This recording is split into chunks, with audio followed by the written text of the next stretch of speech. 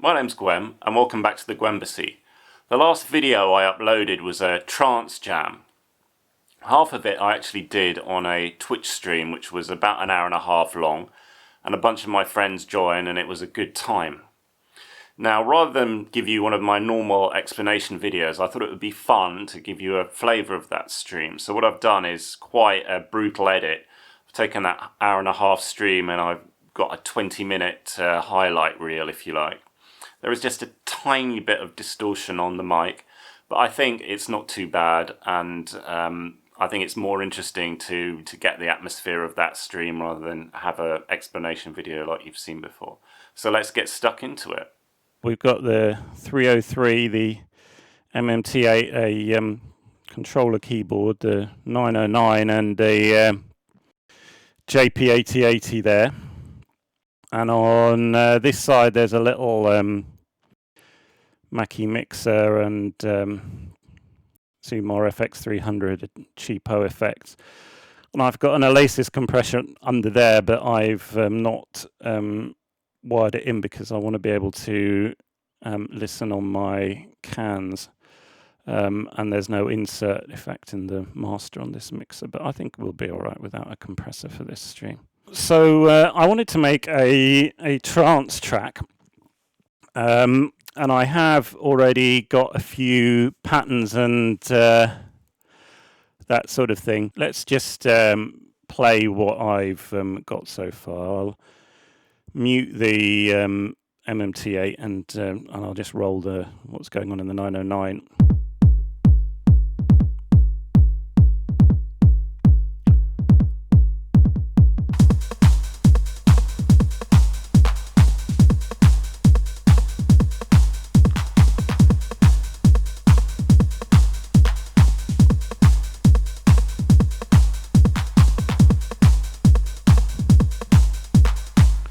So that's the beat from the 909.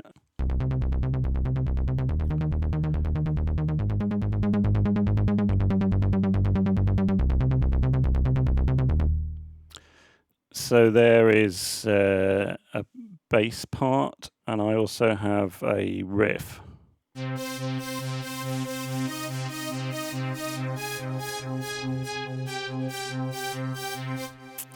I might as well just play the whole thing that I've got so you can hear it now.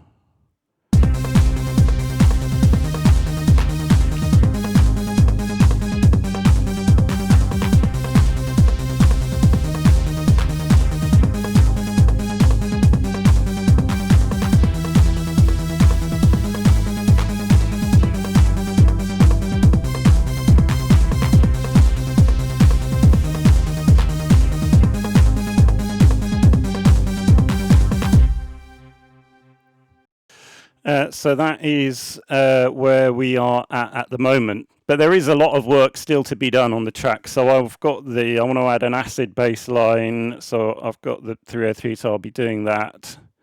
I already used this beat in another song, so I want to do a new drum beat. I am sequencing with this here, which is an Alesis MMT-8 hardware sequencer. You sequence into it by playing on the keyboard. It's got 8 tracks. Each track you can have up to 16 channels. I wouldn't really use 128 tracks on it though, but it's brilliant for doing these kind of jams because you can just mute and unmute parts. Orbital used to use it for playing live. This particular one I bought when I was a student, and I've had it now since I was 19 or 20. I used to perform with this in a Kraftwerk covers band. Just we only did a couple of gigs, but just before I started in chiptune, I used to use this and kind of appear as Florian Schneider in a tribute band. So I will switch on the 303 and we'll program a sequence. So if you've never used a 303 before, it's not the easiest to program. It's somewhat random, it does end up sounding really good, obviously, if you get it right. Going into pattern mode, clearing that, entering on every step. Now I'll put some more interesting notes in.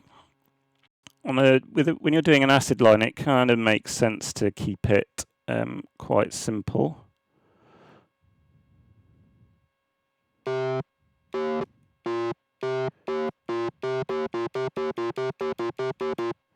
It's probably sound quite boring, but we'll rev it up in a bit.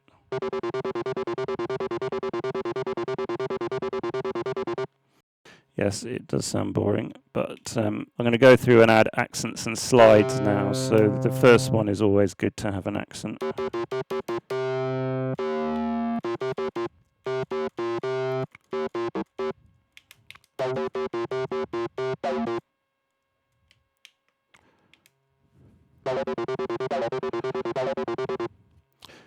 And some slides.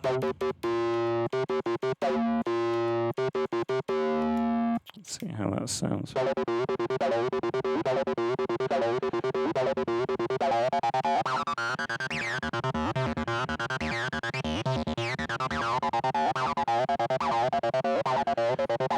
Let's try that acid line with the trance riff.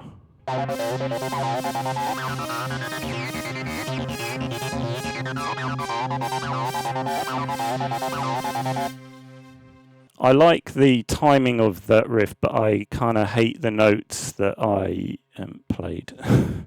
So I'm going to go back through the pattern again. Let's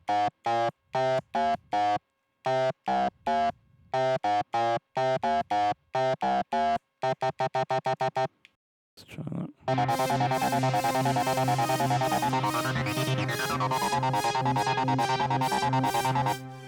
Right, that sounds good, but obviously it has lost all my wonderful accents and slides.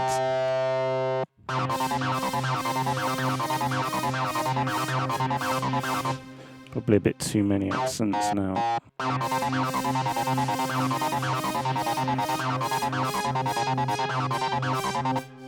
Alright, this is now going somewhere. I'm starting to get quite excited.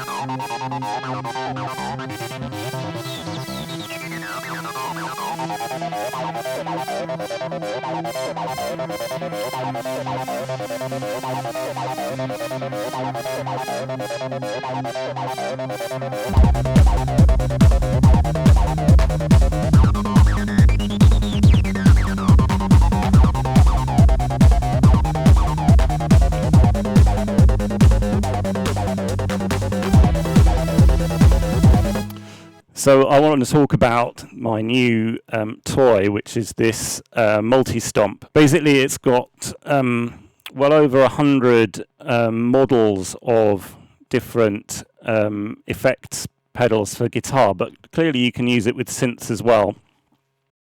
And there is a version which is more for synths, which is called the MS-70 CDR, which has a stereo input, but that version doesn't have all of the distortion models, which I really wanted. And I thought I'd rather have distortion than stereo, but that's the choice you make.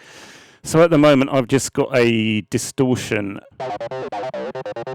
So it sounds a bit dry, but I can start to add other effects to that. So I think the first thing that I'm going to add is a delay. And I'm going to go with the stereo delay, that's for sure. Now this pedal I picked up for 50 quid on eBay. If you want to buy it new, it's I think 80 quid. And it's such a bargain, you can run 3 or maybe 4 effects in a chain and you can configure them all. It's such a bargain, I don't know how they can make it so cheap. So that's the delay. Clearly I need to tone it down a little bit.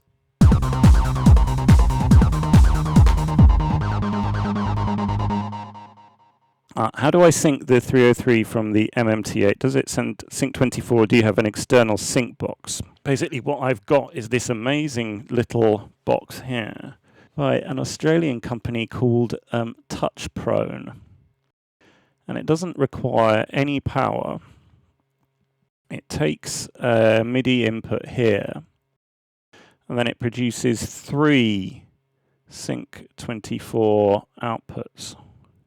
So it's absolutely fantastic, basically. So the MMT-8 is the clock master, and then I've got a MIDI through box, which is fanning out MIDI to the 909, the JP-8080, and the box to sync the 303. Making a drum beat on the 909 is quite fun. So I prefer to program in step time, obviously. The 909 is a bit of an annoying drum machine that I much prefer to use the 707 or even the 808, but you know, it sounds fantastic. So what can I really say? Now the 909 has this interesting 2-level volume setup. So the first time you press it,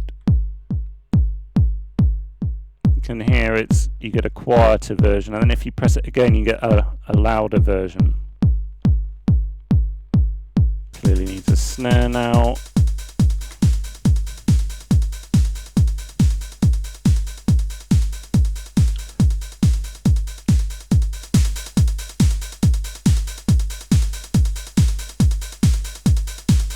And now we'll do a clap.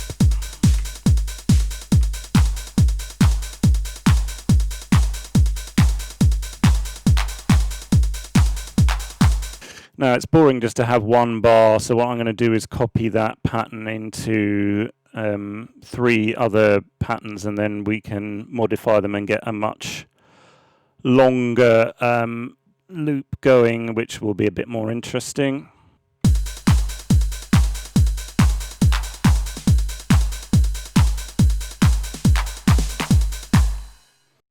Sounding good. The last thing I'm going to do is add an accent.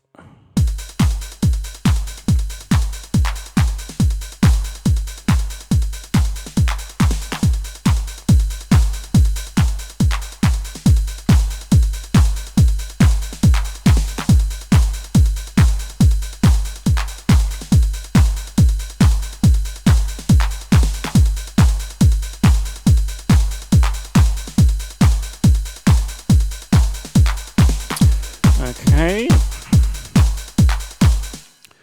Now I think a little bit of distortion on the kick drum would be quite nice. So to do that, I'm going to just overdrive the mixer just a little bit.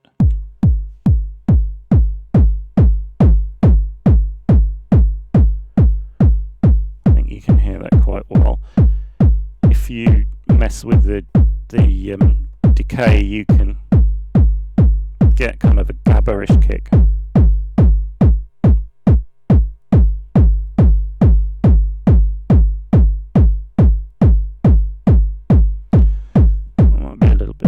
Distortion for me, but just like that's nice.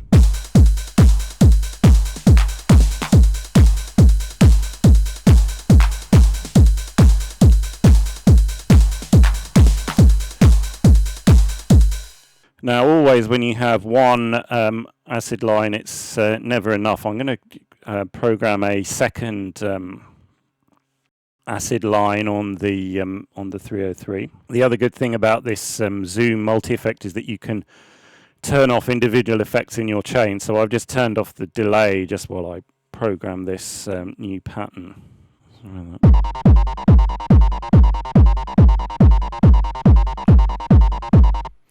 Yeah, I already like the way that's going.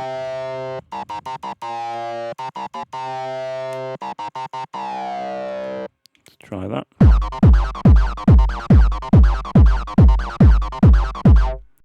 I think with some slides we'll be there. Let's go. Yeah!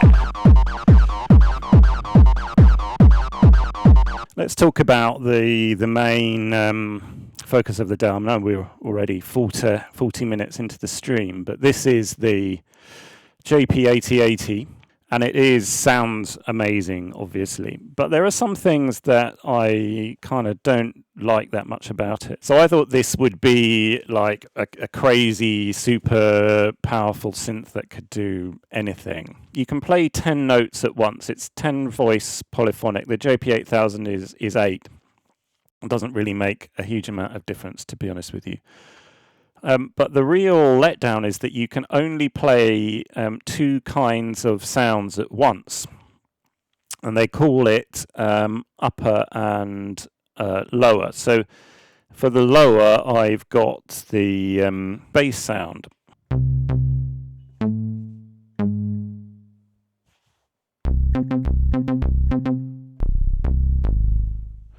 And then the upper voice is this kind of trancey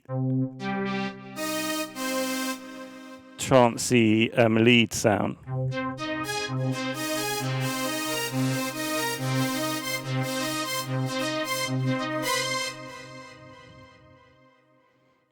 So this trance sound is using the famous Supersaw oscillators. It is a sawtooth wave, but I think there is 7 of them overlaid on top of each other, and then they're detuned, except that it's not that. It's a simulation that is trying to sound like that. So it's a synthetic multi-saw waved sound, and as Chipsaw says, it's what heaven sounds like. This is the Supersaw that I'm playing now, right?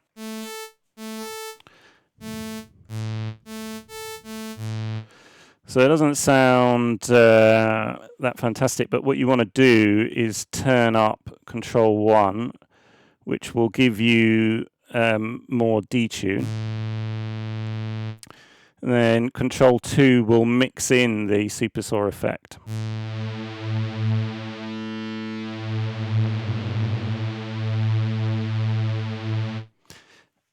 And even like that, it is without any effects, without anything else. It's just.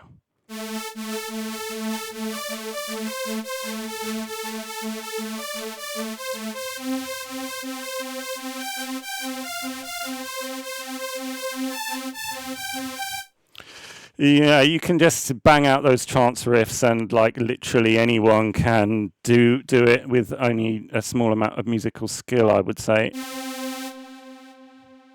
And I can say, if you want a Supersaw, then there are many options, but if you get a JP-8000 or a JP-8080, you definitely won't be disappointed, because that is the definitive source of the Supersaw. So that's the lower timbre and this is the upper. But I did program a donk, and I will show you my donk now. There it is.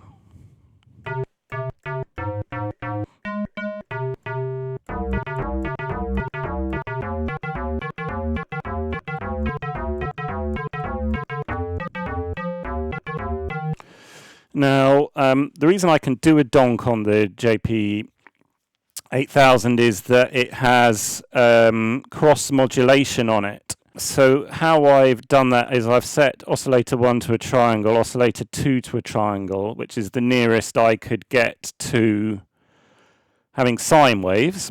And then you can do a pitch envelope on one of the sounds, and then you do FM. Triangle wave on oscillator 1. There's the triangle wave on oscillator 2 now.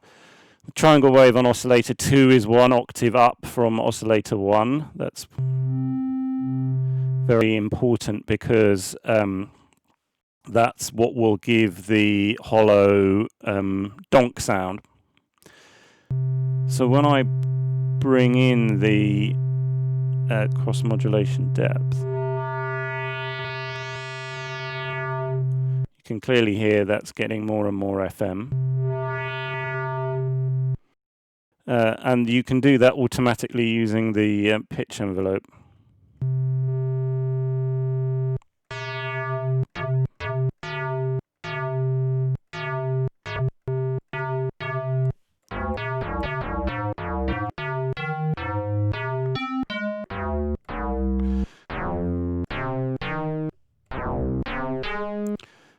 That's what happens when you don't have oscillator 2 an octave up. That's when it's the same.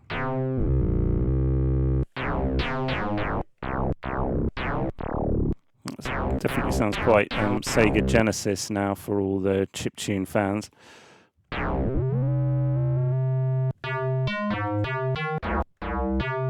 That's 2 octaves up now. It sounds even more donkey. And there we go. I think I will finish the stream off here. Thanks to all of you for joining in and watching me make a bit of trance. Thanks a lot. Take care. Bye-bye.